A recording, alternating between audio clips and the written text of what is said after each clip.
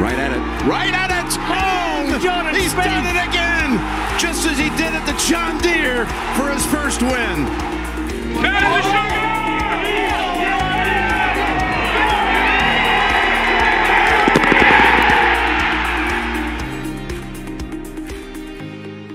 Welcome, everybody, to another episode of the Go Get That podcast, episode 66. The score of Jordan Spieth's second round this week.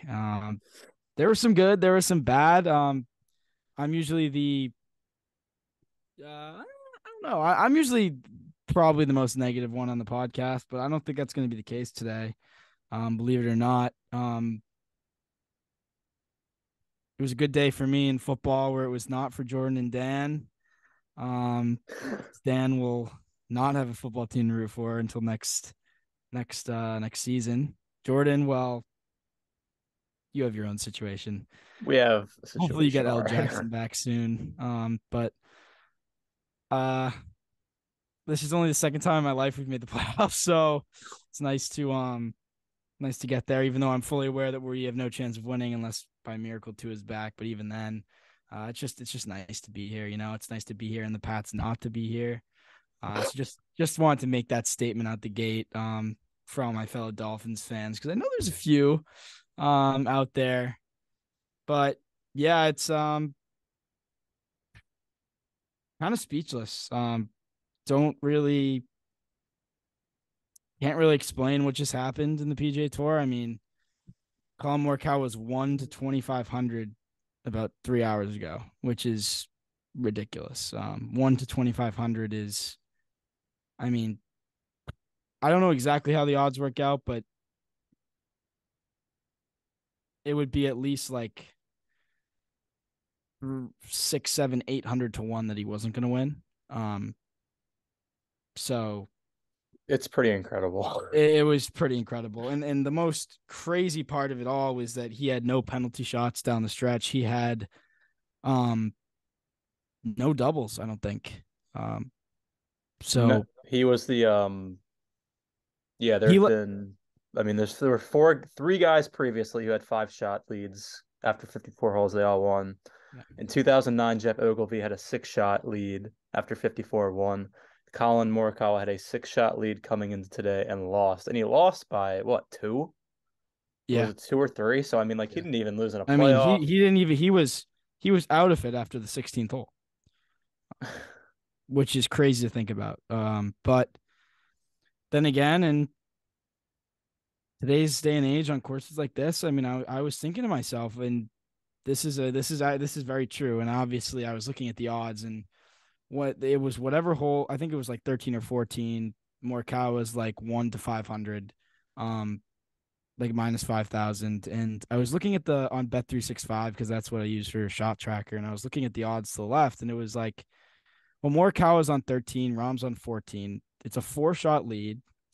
And I wasn't thinking to myself Rahm was going to win, but I was thinking to myself, minus 5,000 is a lot for something where I don't know if 2,700 gets it done.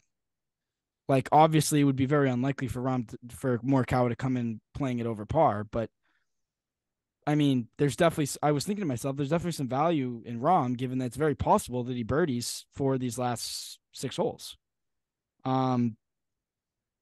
And not only did Morikawa par in, I was thinking, well, what if Morikawa pars in and can't get anything to fall? Not only did that, he bogeyed a lot of the holes coming in. He bogeyed 2 in a row on the 2 easiest holes in the course. And that's just, I mean, you saw him miss that putt on whatever it was, 16. I mean, we was like, God damn it. And it was just like, I mean, he's sick to his stomach because he knew it got away at that moment.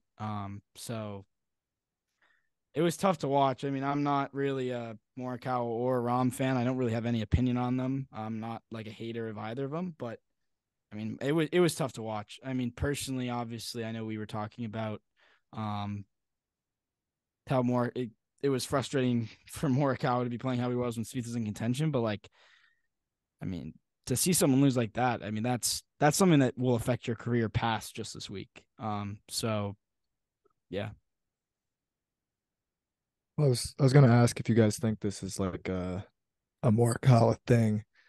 going forward, right? Because obviously the Hero World Challenge was the last time he had a lead in any sense, and he didn't convert that one either. And he was stones before, and as Where was people the last one he blew a obviously lead? experience bad side of that, but um, I don't know what it looks like going on for him. I'm curious your guys' thoughts. It's definitely, you can't ignore it. I mean, it's very obvious. I mean, as Spieth fans, we've heard the word scar tissue a lot, especially since 2016, even I mean after the Masters. You can't really ignore it. You just can't. I mean, he bogeyed 14, 15, 16 today, all three holes of which were playing under par. Like it's not like he was making bogeys on a tough golf course. I mean, he just fell apart on easy holes, making sloppy bogeys. I know two of the holes he just hit bad short game shots, and that's kind of, what Collin Morikawa has done in his career. He's an elite ball striker, but when it comes to the around the green um, game and the putting, it'll go south real quickly for him, and that's kind of what happened today. Yeah, Dan's working on some technical issues, so if he rejoins us, we will welcome him back with open arms. But I guess you're stuck with us too until he figures out his internet connection. So yeah, I mean, what are your thoughts on Spieth? I mean, this week is definitely a week that I loved what I saw. I mean, obviously it was really frustrating on Saturday and Sunday, but like at the same time, like I've I was very happy with how the putter performed this week, and that is not counting the two footers he missed because again, that's something that's just like that's not technical at all. Like that's just something that he needs to fix. But like besides that, I mean, there were a lot more 8-9 footers, and he did miss some this week, but he also gave himself a lot of them. There were a lot of 8, 9, 10 footers that he made this week that more than I would have expected. Like I mean, the one that I go back to thinking, okay, this putter has been really good this week. Is when he had the 8 or 9 footer he made on two yesterday. And I'm like, well, in previous years, recently, Jordan Spieth give himself an early 8 footer on the weekend. He usually doesn't make that, right? And he made that. He made a lot of nice par saves. I was very happy with how I saw. We both of us would have taken 19 under coming into this week for sure. 19 under on this golf course is definitely not 19 under on any other golf course. But again, I mean, it's really tough to not think that this is a step in the right direction. The one concern I did have was the short game. I didn't think it was very impressive. I didn't think it was even even to level par of what it needs to be. But I mean, I'm not going to say anything on the driver. It's really almost impossible to measure like how good his driving was this week with these fairways. So we'll wait till Sony next week. But yeah, what are your takeaways, Jordan? Yeah, so I was just looking. He finished last year at 18 under. Um, he finished at 19 under this year. I think the golf course played a little bit tougher this year than last year too. So you can make a case he played better this year than last year, which is nice. Definitely a work in progress with the game still. He gained strokes in every single strokes gained category, which was kind of nice to see. He gained strokes with a putter, which is in itself just nice to see. Look, definitely disappointed. I kind of said it in my Instagram post at the weekend. I mean, yesterday, Saturday was brutal, and then today just kind of scrapping it around. He shot 4 under, and 4 under was about average today. So yeah, I'm excited for next week though. I was really happy. I know the three of us were happy he committed, just because you get a full field and you kind of get a greater sense of how is he stacking up against 140 guys. And granted, I know the field strength next week isn't great, but I mean this week you're going against 38. You're gonna add 100 next week, so you'll get a greater sense of where things are. And then again, as you said with the driver, you can't really measure it this week, especially. I mean, the fairways are massive. He hit one out of bounds this week, but next week we'll really get a sense of where the driver is. Yeah, I just I was very surprised when you said he shot 18 under last year. I remember last year being a week where we walked away from it not being too happy. Maybe that was because he just didn't make any putts. I don't have his rounds memorized like that, but I have a completely different attitude this year after this tournament than I did last year, and I think that this sort of, if this is the type of weeks he's going to have when some of his games, if this is what an average week looks like, I would love to see that. I think if this is an average week, I think with his game this week, with the amount of chances he gave himself, he can win at a Colonial with this type of game if he makes a few putts. So I think that this is definitely a step in the right direction. I forget when the last time he played Sony was. 2019. Yeah, so it's been a few years. I don't remember the course that well. The only thing I remember last year is watching it. I watched the end of the first round. I remember like Kevin Na had a good day, and Hideki Matsuyama hit that 3-wood, obviously. But I'm interested to see what it's like. We'll obviously have that out Tuesday night. But that preview. But we talk about this at last year when we did this preview, and when we did the preview this week. This is not where we're going to make the ultimate conclusions as to where his game is to begin the year. But just in terms of putting, I like what I saw. Yeah, I'd rather eliminate the 2-footers, but yeah. I'd agree. I was talking to a follower on Instagram in the DMs, and I'm like, he's gonna miss short putts. Like, if you think that's just entirely gonna go away, I mean, he can improve obviously, but he's still gonna miss a couple. It's just being able to offset it. He wasn't great, I mean, for his standards from 10 to 20 feet last year, and if he can just get a few more of those to fall and offset the 2-foot miss, which just doesn't seem like it's going away anytime soon. That's what he needs to do. He needs to make enough putts to make up for it, and he's clearly good enough with the ball striking from what we've seen over the last couple of years to, have the ball striking be a consistent most weeks, and he just needs the putter to cooperate a little bit more. And this week, I think, was a building block. Yeah. One thing that I look to this week, and it's so weird not having like a third person because like we're just going back and forth. But another thing I want to mention this week is like he probably wasn't getting to 27 under. So, I mean, he went 13 under in the first few rounds. So even if he had done that again, he still wouldn't have got there. You sort of have to have a hot putter to win these type of weeks. And his putting was good, but it wasn't hot like Morikawa. I mean, Morikawa's was extremely hot until the last day. So I don't really think this is a week that he was going to win anyways. But I do like the fact that they gave himself a chance on the weekend. How many times we talked about him shooting himself out of it on Thursday, and he didn't do it this week. So I like that. Been a very long time since he's had a really, really, really solid first round. So that's just another positive I take out of this week. And again, I want to see how he builds on it next week. That's really well said. I mean, he was in it after Thursday, which I mean was just exciting in itself because it's been so long, as you've said. Probably since the BMW. And I guess if you think about it, that wasn't that many events ago, but I mean, we're talking 5 months, exactly 5 months ago. So that was nice. That needs to be a theme this 2023 season, that he's actually in tournaments after round one and not just, backdooring a top 15 with some decent play on the weekend. And yeah, welcome back, Dan. We missed you.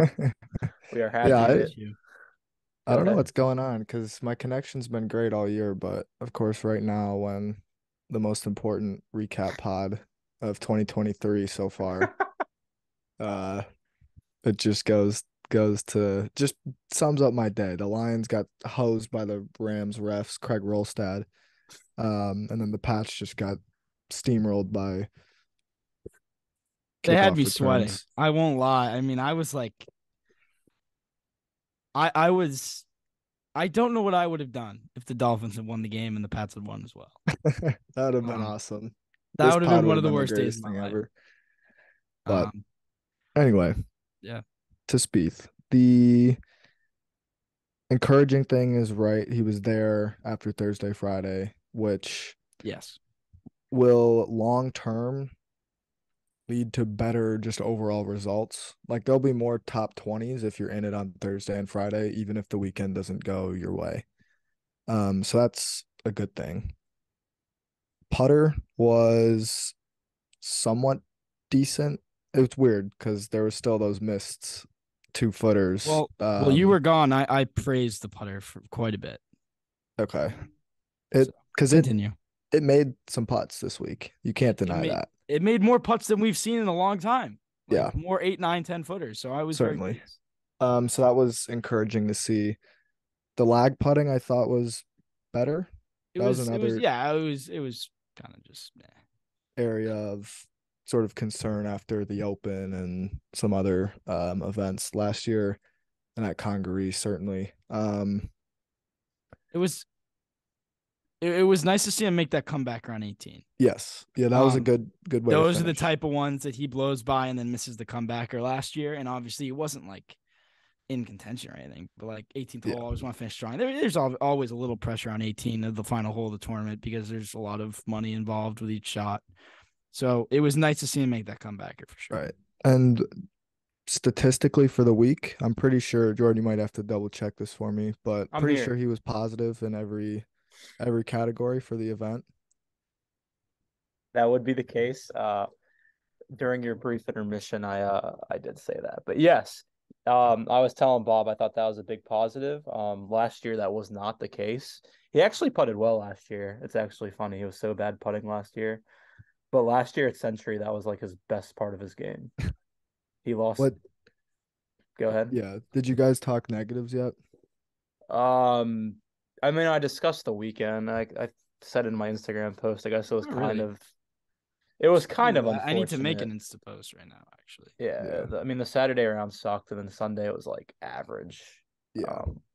Sport game threw away some shots, which was kind of annoying. Bob kind of got into that.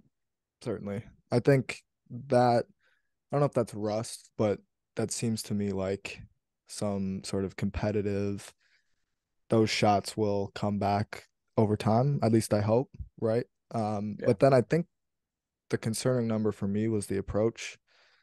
I think he was negative both days, Saturday, Sunday on approach. And that's a good way to kind of fade on the weekend, right? Like that's like the textbook way of, I'm just going to fall down the leaderboard a bit on the weekend. And look, he finished T12, but I'd like to see some better approach numbers. And thankfully, he plays next week. I'll counter you on that one. Yeah, I agree, but like there were also a lot of really good approaches on Thursday, Friday. To the point where like, again, definitely a way to fade on the weekend, but I'm not like overly concerned with the approach numbers going forward. Yeah, I will say his par 3 play this week was incredibly better than it was last year. Yeah. I mean,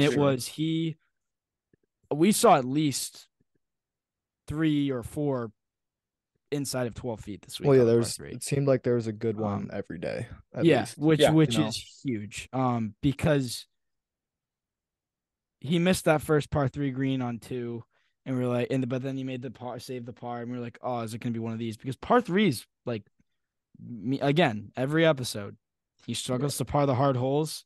Par 3s are hard holes for professionals because professionals always are looking to make birdies. Mm-hmm. There's no such thing as just hit the middle of the green anymore, really, on the PGA Tour, because most of these are just birdie fests. But par 3s are the ones you need to par. I mean, if he plays every par 3 this year, I mean, if you're playing I'll even give him 5 over for the year. If he plays par 3s and 5 over for the year, like, he's gonna do fine. Yeah. Like, that's not an issue because that means he's playing most weeks in even par. Yeah, par 3s are not the holes where you go after pins, and he was hitting a lot of really quality golf shots on par 3s. I've always approached it as, or not me personally, but how I've looked for Jordan approach it is just like, if you give yourself 2 putts inside of 20 feet every round on par 3s, I mean, that's an incredibly good day. If you just keep giving yourself looks inside 20 feet, you have a par in the bag, and you might be able to steal one. So I was very impressed with the par 3 play this week. Yeah, I'd agree. I think the one other concern was some of the wedge shots. And I know you're not going to stuff everything to 5 feet, but it seemed like there was a lot of 20 footers, which aren't bad, but on a course like this, when everybody's throwing darts, you'd hope for the proximity from inside of 125 to be a little bit closer than 15 to 17 feet. But again, I wouldn't say I'm long-term concerned for something like that. It was just something that occurred this week and kind of cost him, on the leaderboard a little bit.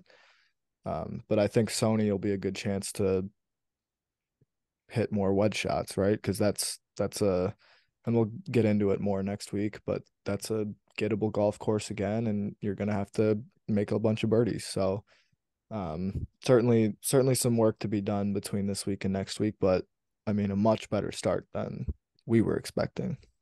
Yeah, going back to the wedge shots, our friends at Data Golf have got this approach skill stat. And yeah, I mean, you're right. Over the last 12 months, his wedge play from 50 to 100 yards has not been very good for Jordan Spieth. I mean, he's in the 51st percentile from 50 to 100 yards in terms of strokes gained per shot. Like that, I mean, that's not going to win Jordan Spieth championships. I mean, that's really bad. Last 2 years, it's really good, but over the last 12 months, he's struggling. And, I mean, it's Sony, you're going to need that. I was kind of looking ahead a little bit. Probably won't be it's different. There won't be a ton of drivers off tees, I don't think. That's probably the best way to play it. You're going to have to hit a lot of fairways. So I think it'll be a lot of, I wonder if Mr. 3 Iron makes an appearance at Sony. It'll be interesting to see what he goes with. I wanted to mention Mr. Hybrid. He had a few good hybrids this week. Yeah, there weren't too many, but yeah. I mean, he had a hybrid that led to the Eagle. That was nice. That's true. Yeah. That's true. I mean, most of the time when hybrid comes out, we're just we're hoping for green grass. Yeah. Yeah. Hybrid's an interesting club. I speaking about the Eagles and stuff like that, it did seem like, granted, one of his Eagles was a 1 foot tap in, but it felt like he capitalized with this is kind of going back to the putter. It seemed like he capitalized a lot from 8 feet. Correct. And that kind of kept more momentum in rounds. And Jordan, you talk a little bit about it when you're tracking in terms of like momentum and just kind of the overall feel of where the round is going. And it seemed like he made a decent amount of 7 to 8 footers, whether that's for eagle, birdie, par, to just feel good about where the round is going to the next hole. And last year that happened very, very little. So that was certainly another positive sign that should give people some sort of optimism about kind of the rest of this season and especially next week. Because I haven't done it too much about Sony, but I kind of like his chances. So chances to what? A 3-letter word? I'll go with the 7. I'll go with a 7-letter word. Compete. Thanks. I know that's not what people want to hear, but like I think he'll be. The name Spieth will be on the first page of the leaderboard. It should be on Saturday or Sunday. That field is not very good next week. Yeah, it should be. So. He's unless Tom Kim passed him this week at Sentry, he's the highest ranked player in the world that'll be there. There's there's no excuse for his name not to be up there. If you're going to be a elite, cream of the crop type of player, you got to have your name up there at Sony. Same as Pebble, and he's done a good job with that over the years. Mm-hmm. That's a good point. Talked about Mr. Hybrid. What do you guys think of Mr. Driver today, or just in general this week? So I actually just found out that he talked after the round today, which I didn't really expect because it wasn't a great round. But he was talking about his driver. He cracked his head on the range. On what day? Thursday? Friday? I think it was Thursday. So he was playing with a backup head the entire week, is what he said basically, and it's not his usual head. So he basically, I'll read it word for word right here. What he said. He said typically on fades they're just fading more. I think that's a spin thing. So he's gonna the Titleist truck will be at is it Wiley? I don't want to mispronounce the I think Sony that's Open. right. It's pretty good. Thank you. It's something like that. So the Titleist truck will be there next week, and he'll get fitted with a new head. So I mean, I don't know how much of a factor that plays, considering the fairways are already massive out here. But knowing Jordan Spieth, if he knows that something's off, it'll get into his head 100%, and he'll just have a completely different thinking. So it'll be curious to see how because you're going to need to hit a lot of fairways next week, even though I don't think driver will be out a ton. Yeah. But interesting, excited for next week. He wasn't bad this week off the tee though.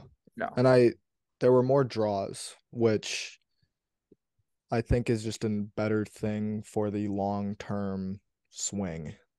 Just the trajectory of what the swing looks like and how good it is. Because that just means he's getting up to a better spot up top, a lot less laid off and able to turn it over a little bit more. Yeah, I did which is good. You can finish. You definitely had something else to say. I don't want to. I was just going to say, I think kind of an example of being able to turn it over more is on those second shots into 18. I thought he did. I mean, he played 18 pretty well this week, and he seemed like he hit them pretty crisp all week, and that shot requires a draw, and some of them didn't draw maybe as much as he'd like, or he bailed out a little bit, but there was still like, it didn't look hard. The swing didn't look hard to make. It was just a natural, fluid swing. I did a lot of research into the swing and the grip this week, and I might have some negative comments here, but like, to start with the swing, like it looks so technical. Does anyone else get that feel? Yeah. Which is a little sad because he's such a feel player, and the swing looks like he's trying to hit 6 different spots in his backswing in 6 different spots as he's coming through, which it's not very pleasant to the eye. And another thing is his grip has gotten really really palmy, I feel. Because one thing and this isn't a new thing, but one thing that he's always done with his wedges is like his index fingers out, as you guys know. He started to do that with a lot. He started to do that with a lot more swings. And one thing you know about the index finger being out is that like most players swing with their more fingers than hands, which means he's swinging with a lot more like palm of the hand than it is fingers. Which is interesting because like that, usually what that means is that it's a very timing based swing, which usually brings a lot of streakiness. Because I had to go through that with myself because I tried to get away from the sort of the handsy swing more to the fingers, because the fingers is a lot more feel. And it's not a bad thing by any means, but when it comes to wedges specifically, that is interesting because it definitely forces more of a draw. And so I do like, I think I messed up what I said. I meant to say that he's always done it with his longer clubs, and now he's doing it with his wedges as well. I don't know how I feel about hitting draws with wedges. Not many people do it. It's definitely less controllable. It might be a distance chase, but it's an interesting approach to hitting wedges. Well, go ahead. And it takes a lot of feel out of the wedges, which I feel like wedges are more of a feel type club. So I want to know your thoughts on that. That's I didn't notice that really, but I do think that's an interesting observation. And the only reason I noticed it because I had to do it myself, because I got to a point last year where I was gripping it so in the palms that my hands were like this over each other. So it got me into a lot of trouble. So I now know that the palm of the hand forces more of a draw. And it also is a lot more timing of a swing. And a timing swing is fine off the tee and with your irons, but with wedges, it takes a lot of the feel out of it. Right. So to see him do that, it makes me think. And I don't really know. I don't remember him doing it much in his older days, but I don't remember. I've always remember him being a very feel player with the wedges, and it seems like his full swing wedges now are very timing based. Yeah. So no, I think that makes a lot of sense. And I think ideally he gets to more feel.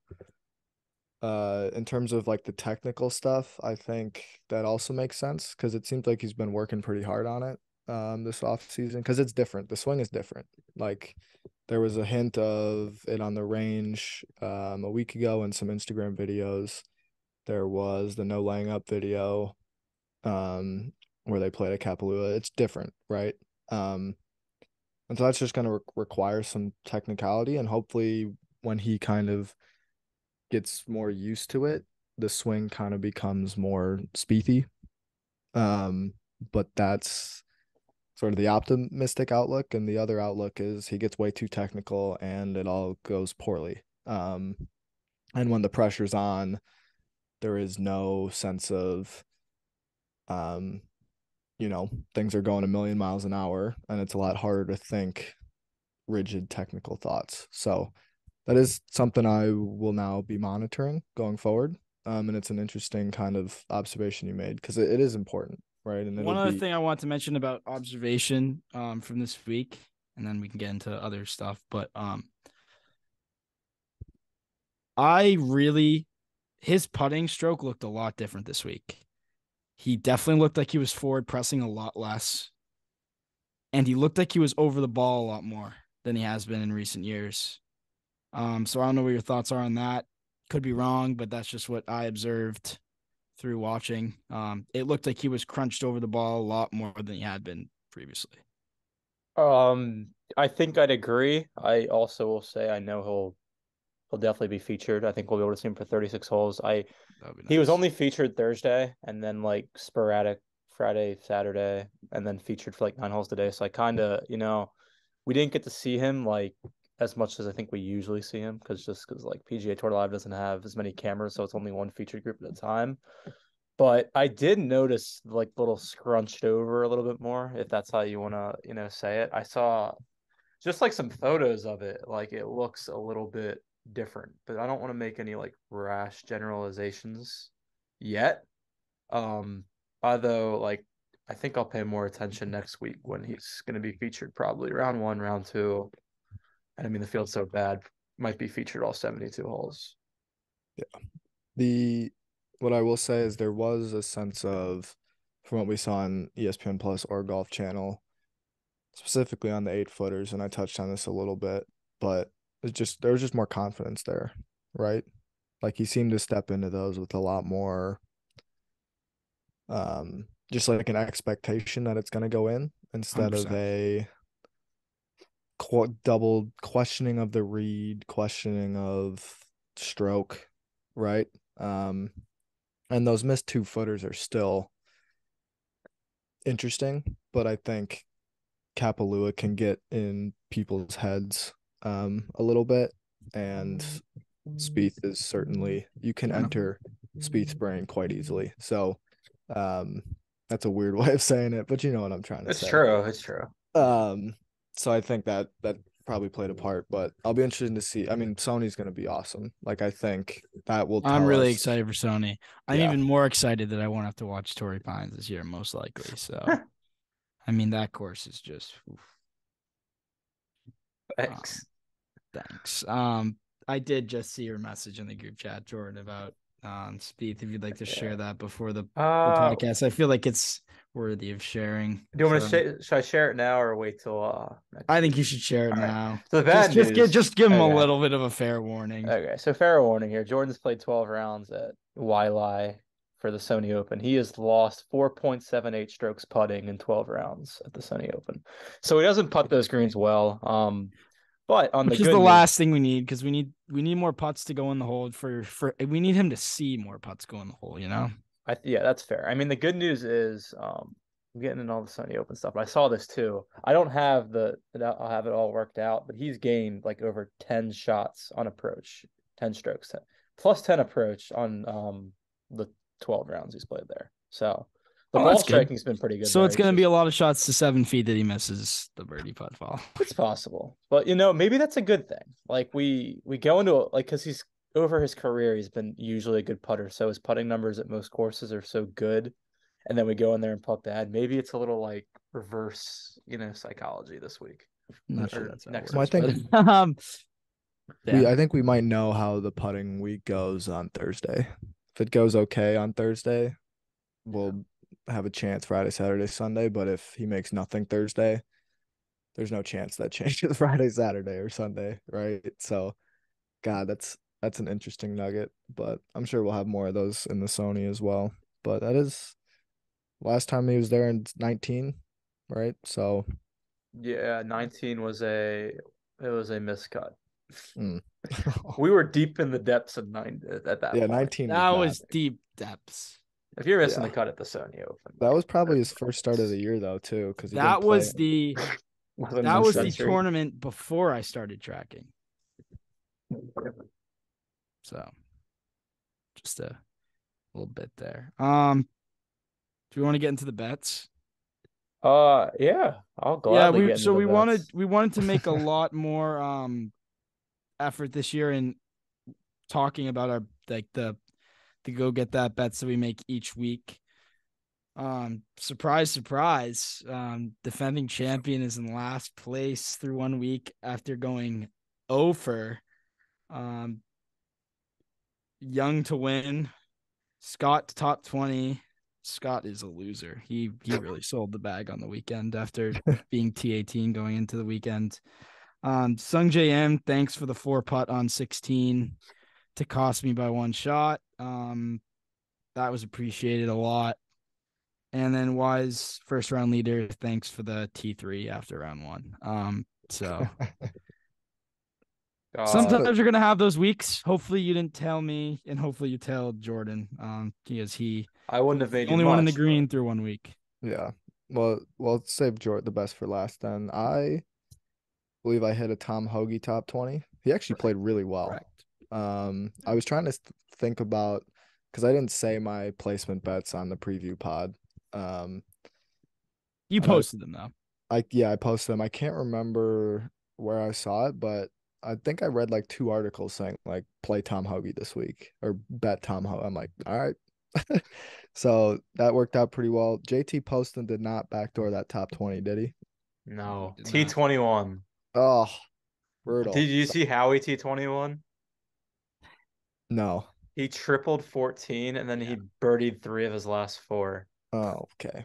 Well, thanks. Fight for Mr. Poston, but I was following Carp there for the T or Jordan for the Mr. By the way, just for reference, Mr. M was T5 with 6 to play. Oh my god. He finished T18. So yeah, that the 4 putt was much appreciated from him. Didn't get the placements, and then I switched out Schauffele for Hovland. Hopefully Schauffele's all right because I think it's his back, fine. And I think it was at the Hero. Did you see what he said? No. Oh, yes. This is pretty on brand for Schauffele. Yeah. He's like, if someone held a gun to my head and told me I had to finish the tournament, I'd easily be able to finish the tournament. Oh, wow. Okay. So I don't know what's up with him, but so hopefully it's not too big a deal. Maybe he just wanted to enjoy the Maui. Beaches of Hawaii. Yeah. Hopefully he's back by Riviera at least though, because I know he typically plays Farmers, but or Phoenix, I guess would be first. But so I switched him out for Hovland. Hovland was meh. I also had a Finau top outright. He played pretty well today, but not good enough. And then I also had that playoff plus 450 for a playoff. And at first I was like, all right, there's no chance. Morikawa's up by 6 or 7. And then it got close. So you were banking on the playoff. That might hit, but Morikawa played maybe the worst 9 holes of his life. Honestly. I mean, what did he shoot on the back 9? Like 3 over, 2 over? 2 over. I mean, think 2 over on that back nine is like 4, 5, 6 over at any other. Yeah, course. you're losing probably 4 shots. We can double check that with numbers too, but so that didn't hit, but I'm on the board. I mean, I'm still down, but I at least got one more bet. I mean, at least you're not down 100 like me. I mean, I'm already down. Yeah, I'm only down 40, I think. So next week is where we'll bounce back. Next week was my week last year. I hit a Hideki win except for like the other top 3 guys. Oh, that's what I did. I hit Kevin Na first round leader last year. That's why I remember. There you go. That's what got me off to the races, Mr. K. I'll bet you that Kevin Na will not be a first round leader this year. That would be a good bet. If you can find any odds on that, folks, I'd go put a house on that. I'd agree. So I'm last. I am the only person of the 3 gentlemen here who have finished in the green. I had Xander to win. I know he had the back issue coming in, but I really did not want to take it off and then watch him win. So sometimes it's better that way. Yeah, I'm fine with it. I had Casely first round leader. He actually had a good week. He wasn't the first round leader though. Casely, he T7, so played well. Just he will be a first round leader at some point this year. I can guarantee. JJ Spawn was like 70-1 first round leader, so that would have been a nice hit. I had JT posting top 20 with Dan if he T21. So bad beat there, and then my big bet that hit was Tom Kim to top 10. I put most of my points on that, so I had 40 on that to win 112. He is a danger man, as Nick Thado likes to say. He's wouldn't shock me if he won a few times this year. I think last year was the breakout, but I think this year could be the real breakout. So I'm up $12 after 1 week here. Hey, it's solid. Then the green. We will bounce back next week. Well, yeah, you've got all the models and stuff, Bob. Well, my models were right on point this year. Did you hear? I felt so good when Mr. Spieth talked about in his post-round interview about how this course has so many shots like Augusta National. And I was like, I was the guy who said that. Yeah. So it made me feel good. Yeah. I was surprised that Rahm won. Did you guys see any Craig Ranch in the course this week? This week, yeah. But I guess the scoring, wide fairways, a little bit of wind. Not doing poor. Yeah. Spieth having a great first 2 days. Yeah. Not getting the win on the weekends. Stuff like that. Yeah. So basically it's like I don't think Mr. Wildeye is ranch like. No. It's pretty hard, I think. It can be. It can be anywhere from like 9 to 18. Yeah. Hopefully the wind blows so that it's difficult. It's like a 12 under winner. Yeah. Make a few putts. That's a Spieth type of week, 12 under. You never know. I don't have any basis for this, but in my head, it's like the Colonial of Hawaii. That's fair. Very fair. You got to hit fairways. That's fair. So we'll see. Also, we need to think of a punishment. So I'm going to do this right now. I'm going to go on my Twitter and whoever has the best punishment, I'll give away one of the brand new Under Armour hats that just came out, which I have to actually go buy right now because they finally have released some of the good ones. Let me see. Yeah. Quick thought on the AT&T logo on the shirt. Oh boy. If I was getting paid as much as he's getting paid to wear it, I would do it. But as a fan, I mean, it's not what you look for. Okay. But, I actually don't mind it. But would you rather him have it with it or without it? Well, is there usually an Under Armour logo there? No, because it's only on one sleeve. Well, then probably without. But if it like replaced one of the because I mean, we like Under Armour, but I swear he has like 12 Under Armour logos on him at all times. Which is, Nike's got the same thing, but sometimes it's like, all right, I know he's wearing Under Armour, so I'm a Verizon guy, so I used to be a Sprint guy. I'm just kidding. I've been an everything kind of guy my entire life. Right now I'm rocking with T-Mobile. Yeah. How cool would that be if Rahm just had like a pink T on his sleeve for T-Mobile? Dude, it makes Spieth look like Uh, a Matt Fitzpatrick, yeah. Did you which guys is talk tough. about how much Rahm did you guys talk about? Not Probably really not as much as much. we should have. Yeah. He's a Well, scary it's man. okay. I think he should have won last year. I mean, Cam Smith 34 under and Rahm 33 and you lose. Like that's just a bad beat. Um, but Rahm is due, and that dude is just a machine. Like there's no hole in his game. I think this could be a massive year for Mr. Ron J. Ham. So we'll we'll see. But I will talk about him more because he's gonna win it multiple times this year. So Yeah. he's definitely off to a good start.